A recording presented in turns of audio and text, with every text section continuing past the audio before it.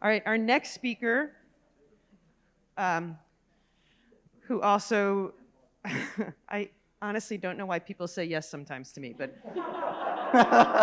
he did. I sent an email pleading, and within like 10 minutes, he was like, I'll do it. I was like, my gosh, I would have thought about it more, but okay, thank you. So, Prayag Murawala is an assistant professor at MDI Biological Laboratory, and he's at the Clinic for Kidney and Hypertension Diseases at Hanover Medical School in Hanover, Germany. I'm just going to do another quick plug here. MDI Biolab is grossly unknown as far as I'm concerned in Maine. They do extraordinary work. All of these guys, if they haven't heard it yet, they will before they leave. I fangirl all of the work that they do. Sometimes like individuals, sometimes the whole organization. I think MDI Biolab is one of these places. I would imagine in Germany, you essentially walk on water, and here in the States, we hardly know who you are. So it's a shame, and we really need to fix that. Okay, I'm off my soapbox. Prayag studied across India before settling for his graduate studies in Pune, India? Pune, yeah. Sorry. He then moved to Europe, where he studied at the Max Planck Institute of Molecular Cell Biology and Genetics, and then moved from there to the Center for Regenerative Therapies in Dresden, to the Research Institute of Molecular Pathology in Vienna. I just like the fact that you're so well-traveled. That's why I included all this. Thank you. After exploring Europe, he saw the light and he moved to the East Coast of the United States to start his lab at MDI Biological Laboratory.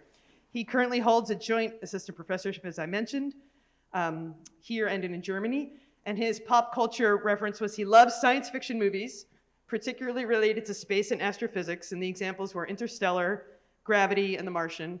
And for anybody who wants it afterwards, he also sent me a clip from one of the Amazing Spider-Man movies that is related exactly to his work. Really enjoyed that. Don't have time to show it. So, all yours.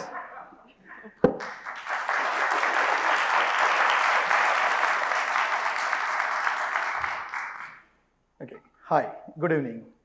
So the topic that I'm going to discuss today relates to all of us, and that is, can we regrow our body organs?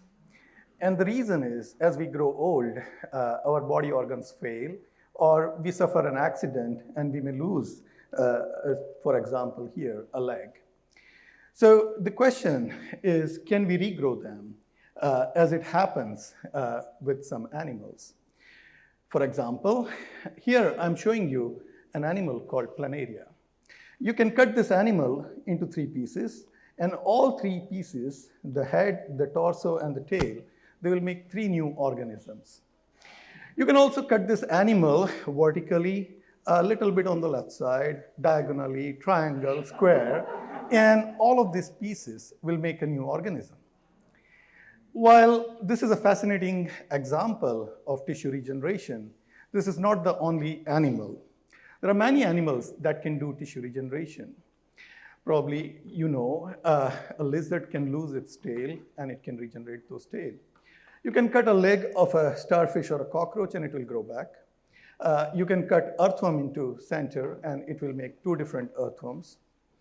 While all these organisms are known to do tissue regeneration, my favorite is this particular animal, which we called Axolotl. It's a salamander, and it's a champion of regeneration.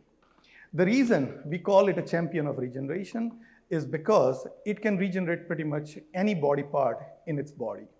It can regenerate its legs, it can regenerate its tail, heart, liver, lungs, spinal cord, and even brain. So you can imagine why we love this organism. Now, among all these organs, the specific organ that we focus in my lab is limb. Limb is a complex structure made up of many different tissue. You know, you have skeleton, muscle, etc. And a scientist can cut a leg, and similar to us, they also bleed. And after bleeding, they can heal this wound. Now, once the wound is healed, that's where human body stops its growth. But this animal is special. It can activate the cells that are underneath, and these cells will then go on and form a structure, which is a conical shaped structure that we call blastema. Now, blastema contains all progenitors that know how to reconstruct an entire limb. So they go on and make a limb. Now, as you can see, this process, although looks fascinating, is extremely complex because there are many different cell types who have to talk with each other so that they can make a fully patterned limb. Now, complex question also requires complex methodologies. And in my lab, we do genome engineering to label an animal in a way so that you have individual cell type labeled with different colors. For example, you can see the peripheral nervous system labeled in green, central nervous system labeled in red. Here I'm showing you another example where you have a fibroblast labeled in the limb or a skeletal elements labeled in the limb. Now, once you have this kind of a labeled environment, what you can do is you can separate these red cells from rest of the body, and then you can pick one cell and ask what kind of genes are expressed in this cell. And I'm not talking about looking at one cell, but nowadays we can take thousands of cells and then we can analyze what are the gene expression in thousands of cells.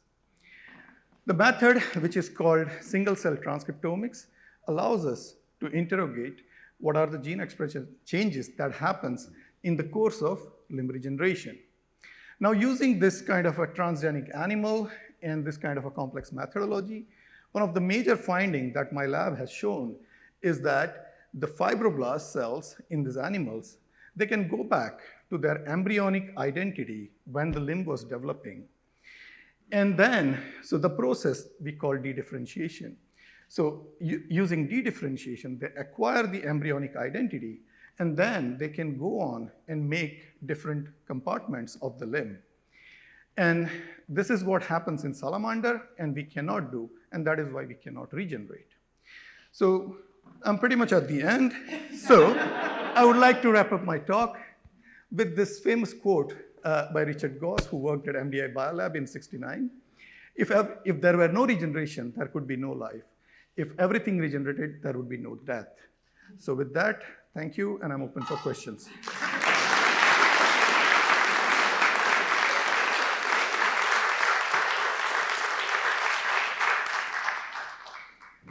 Watching that cool graphic where the lizard gets his limb cut, it reminded me of the ship of Theseus and the paradox of, I wanted to focus on that limb. It just went off screen. Sure. The blastema, like how does life sort of solve that problem of which part to regrow? I mean, could it technically regenerate from just that leg, and why not? It's a very fascinating question. So in the body, in any organism's body, there are cells that know their position. So in our scientific language, we call it a positional memory. So not just, just within the limb, just to explain you have upper arm, lower arm, and hand plate. And cells across this axis, which is called proximal to distal, they know their position.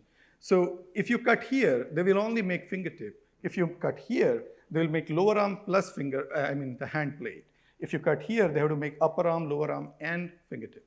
So the cells know their position, and it's coded via a certain cluster of genes, which we call Hox genes. So this is how the cells acquire positional memory, and then they use it for the patterning information. Thank you. My pleasure. My question's a little related to that idea. Sure. So you had mentioned that the embryonic cells that start out, but then if there's a mutation in the hand as it's growing out, let's say, and an additional finger or something happens environmentally, do you consider it the same limb? So that's a great question. So the external stimuli can certainly influence how the blastema is growing out. So if you have a certain chemicals, for example, sonic hedgehog, it's a molecule. So that, if it's present in the system, and if a limb is regenerating, then instead of forming 4 fingers of the forelimb, they can form many fingers, like 7 or 8 fingers. So it can happen. Based off the research that you've done so far, do you think it's possible for humans to develop or have something like that happen, or is it too far out of the realm of possibility in your mind? This is the one I always get every time. So, great question. For me, the more realistic aspect, which I did not discuss here, is the fibrosis. When we get an injury, we develop fibrotic scars, whereas these animals don't. And it's the same cells that are responsible for regeneration are also responsible for fibrotic scars. So the likely outcome or the immediate future that I see is that, if we can understand it thoroughly, then at least we can reduce or probably eliminate fibrotic scars in mammals.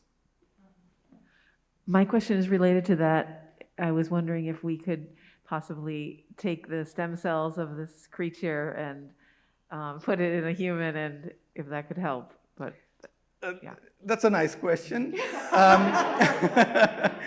The only problem with that is, instead of growing a human limb, we will make a salamander limb.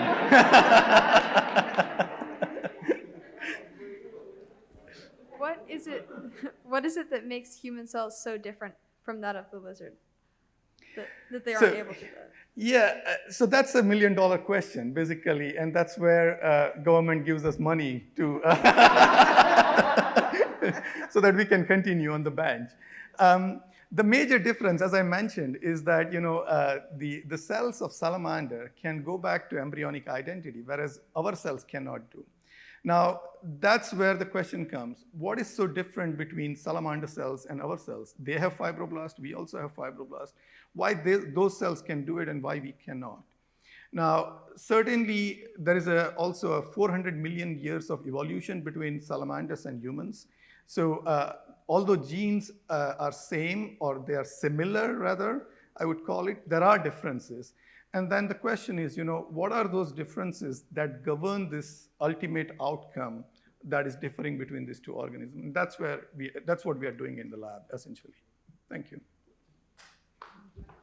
One more. Hang on. So you've made mention of the fact that the cell can revert to the embryonic state. A cell in an embryonic state during its initial formation is in a much different, it's in an egg, or it's in utero, it's some other form, versus regeneration outside ex vivo. So is there signaling from the environment or the local environment that changes that growth pattern? Definitely. 5 seconds. It's both intrinsic and extrinsic. That's the simple answer. We can discuss more later. Thank you.